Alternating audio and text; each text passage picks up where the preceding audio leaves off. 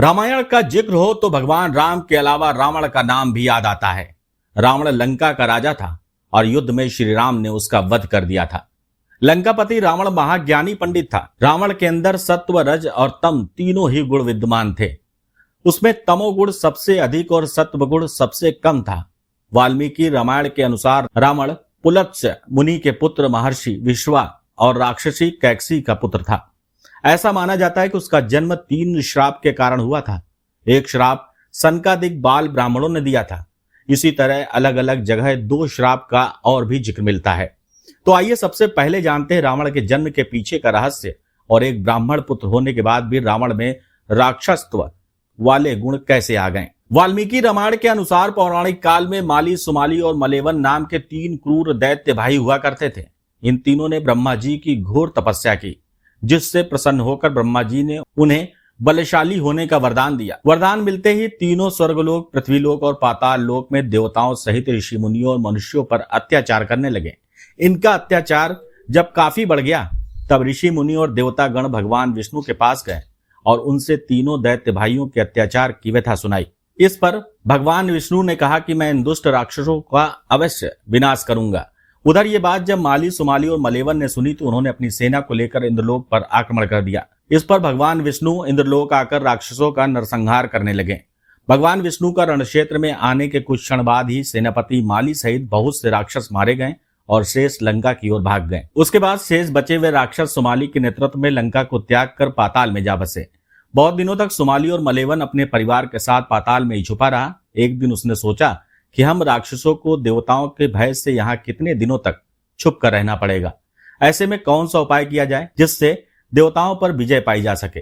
कुछ क्षण बाद उसे कुबेर का ध्यान आया। तब उसके मन में यह विचार आया कि क्यों ना वो अपने पुत्री का विवाह ऋषि विश्रवा से कर दे, जिससे उसे कुबेर जैसे तेजस्वी पुत्र की प्राप्ति आसानी से हो जाएगी। इस पर सुमाली अपनी पुत्री कैकसी के पास पहुंचा और बोला, हे पुत्री, तुम विवाह के योग्य हो चुकी हो, परंतु मेरे भय की वजह से कोई तुम्हारा हाथ मांगने मेरे पास नहीं आता। इसलिए राक्षस वंश के कल्याण के लिए मैं चाहता हूं कि तुम परम पराक्रमी महर्षि विश्रवा के पास जाकर उनसे विवाह करो। राक्षसी होते हुए भी कैकसी एक धर्मपरायण स्त्री थी। इसके चलते उसने अपने पिता की इच्छा को पूरा करने के लिए अपना धर्म माना और विवाह के लिए स्वीकृति दे दी।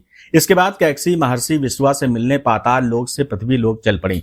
महर्षि विश्रवा के आश्रम तक आते आते कैकसी को शाम हो गई। आश्रम पहुंचकर कैकसी ने सबसे पहले महर्षि का चरण वंदन किया और फिर मन की इच्छा बतलाई। इस पर महर्षि विश्रवा ने कहा, हे बद्रे, मैं तेरी अभिलाषा पूर्ण कर दूंगा, किंतु तुम कुबेला में मेरे पास आई हो, अतः मेरे पुत्र क्रूर कर्म करने वाले होंगे। उन राक्षसों की सूरत भी भयानक होगी। महर्षि विश्रवा के वचन सुन कैकसी उनको प्रणाम कर बोली, आप जैसे ब्राह्मणवादी दौर में ऐसे दुराचारी पुत्रों की उत्पत्ति नहीं चाहती, इसलिए आप मेरे ऊपर कृपा करें। तब महर्षि ने कैकसी से कहा कि तुम्हारा तीसरा पुत्र मेरी तरह ही धर्मात्मा होगा। महर्षि से विवाह के बाद कैकसी ने विभत्स राक्षस रूपी पुत्र को जन्म दिया, जिसके 10 सिर थे। उसके शरीर का रंग काला और आकार पहाड़ के समान था। इसलिए महर्षि विश्रवा ने कैकसी के सबसे बड़े पुत्र का नाम दशग्रीव रखा, जो बाद में रावण के नाम से तीनों लोकों में जाना गया। उसके बाद कैकसी के गर्भ से कुंभकर्ण का जन्म हुआ। उसके समान लंबा चौड़ा दूसरा कोई प्राणी न था। तदंतर बुरी सूरत की सुपर्णखा उत्पन्न हुई। सबके पीछे कैकसी के सबसे छोटे पुत्र धर्मात्मा विभीषण ने जन्म लिया। ऐसा माना जाता है कि रावण और उसका भाई कुंभकर्ण पहले जन्म में भगवान विष्णु के द्वारपाल जय विजय थे। एक समय की बात है, बाल ब्राह्मण बैकुंठ जाने के लिए प्रवेश द्वार पहुंचे, जहां जय विजय पहले से ही मौजूद थे। बाल ब्राह्मणों ने अंदर जाने की मंशा जाहिर की तो जय विजय ने उन्हें जाने से रोक दिया। इसी से नाखुश बाल ब्राह्मणों ने दोनों को मृत्युलोक में जन्म लेने का श्राप दे दिया। जब जय विजय ने श्राप से मुक्ति का मार्ग पूछा तो ब्राह्मणों ने भगवान विष्णु की ओर इशारा कर दिया। मान्यताओं के अनुसार एक बार नारद मुनि को अहंकार हो गया कि वो माया को जीत चुके हैं। भगवान विष्णु उनके अहंकार को समझ गए। उन्होंने माया से एक नगर बनाया। नारद मुनि माया के प्रभाव में उस नगर में पहुंच गए और वहां के राजा से मिले। राजा ने मुनि को अपना हाथ दिखाया और विवाह योग्य वर के बारे में पूछा। कन्या को देखते ही नारद मुनि उस पर मोहित हो गए। नारद मुनि ने राजा से कहा कि कन्या का स्वयंवर रचाइए, योग्य वर मिल जाएगा। इतना कहकर नारद वैकुंठ पहुंचे और मन की बात बताई। उन्होंने कहा कि प्रभु, संसार में आपसे सुंदर कोई नहीं है। नारद बोले, हरिमुख। प्रभु, हरिमुख संस्कृत में हरि का अर्थ एक बंदर होता है। माया रच रहे भगवान विष्णु ने नारद मुनि को बंदर बना दिया। नारद जी यही रूप लेकर स्वयंवर में गए। वहां शिव जी ने विष्णु जी के कहने पर अपने 2 गणों को भेजकर रखा हुआ था। स्वयंवर में नारद मुनि उछल उछल कर अपनी गर्दन आगे कर रहे थे कि कन्या उन्हें देखे उनके गले में वरमाला डाल दे।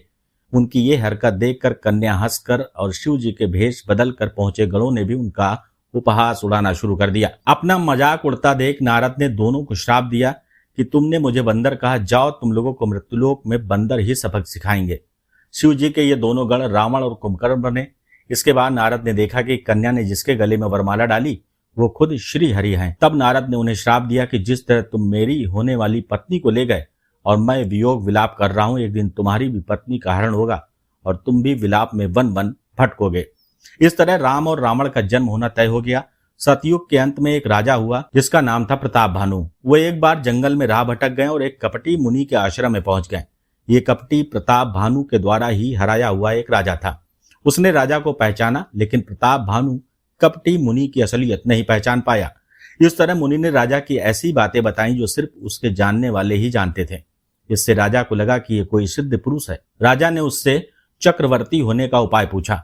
कपटी मुनि ने कहा कि 3 दिन बाद ब्राह्मणों को भोजन कराओ, उन्हें प्रसन्न कर लो, उनके आशीष से ही तुम चक्रवर्ती बनोगे। ब्राह्मणों का भोजन बनाने मैं खुद आऊंगा। 3 दिन बाद वो कपटी मुनि पहुंचा। राजा ने 1 लाख ब्राह्मणों को भोजन पर बुलाया था। जैसे ही भोजन परोसा जाने लगा उसी समय आकाशवाणी हुई कि भोजन में मांस मिला हुआ है, ये अभक्ष्य है। प्रताप भानु से नाराज ब्राह्मणों ने उसे कुटुंब समेत राक्षस हो जाने का श्राप दे दिया। यही प्रताप भानु रावण बना। उसका भाई कुंभकर्ण बना और प्रताप भानु का मंत्री वर रुचि विभीषण बनकर जन्मा। विभीषण को सिर्फ राक्षस कुल में जन्म लेने का श्राप था, इसलिए वो राक्षस होकर भी धर्मपरायण था। रावण के जन्म का यह संपूर्ण रहस्य था।